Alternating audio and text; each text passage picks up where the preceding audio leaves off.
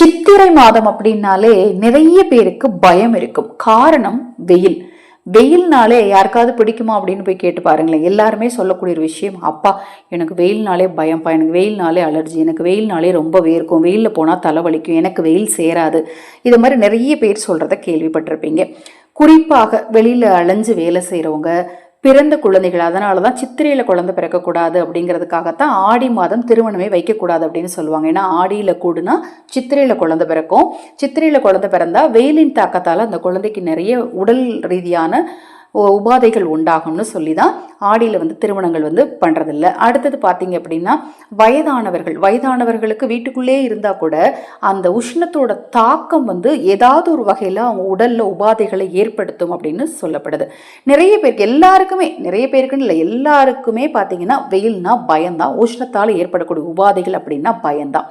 இப்போ இதை இப்போ நம்ம வெயில தவிர்க்க முடியுமா அப்படின்னா, ஞாயிற்றை கைமறைப்பார் இல், இதை நீங்கள் கண்டிப்பாக கேள்விப்பட்டிருவீங்க. சூரியனை யாராலையும் போய் மறைக்கவே முடியாது. அதனால் ஏற்படக்கூடிய உபாதைகளை நம்மளால் சரி பண்ண முடியும் அப்படிங்கிறதுக்காகத்தான் இந்த பரிகாரம். நமக்கு சூரிய பகவானால் பிரச்சனைகள் ஏற்படாமல் இருக்கணும், உடல் ரீதியாக பிரச்சனைகள் ஏற்படாமல் இருக்கணும்.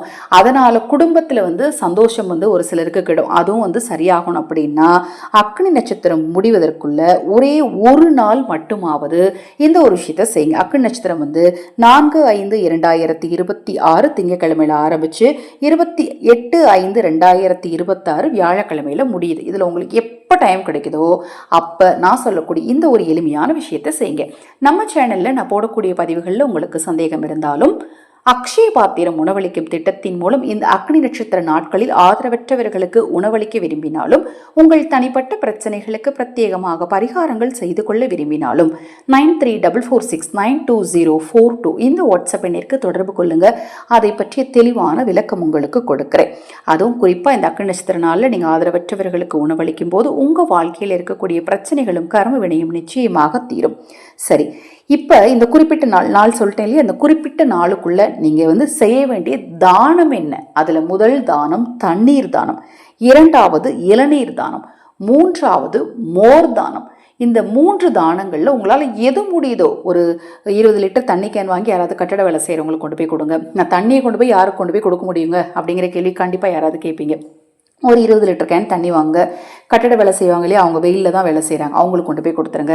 இல்லை மோர் ஒரு லிட்டர் தயிர் வாங்கி அடித்து மோரை கொண்டு போய் ஒரு 10 பேருக்கு கொடுங்க. உங்களால் முடிஞ்சால் நீங்கள் இளநீர் குடிக்க போகிறீங்க அப்படின்னா அந்த இடத்துல 2 இளநீர் வாங்கி ஹாஸ்பிட்டல் வாசல் அல்லது கோயில் வாசல் இருக்கிறவங்களுக்கு, கஷ்டப்பட்டவங்களுக்கு கொண்டு போய் அந்த இளநீரை கொடுத்துட்டு வாங்க.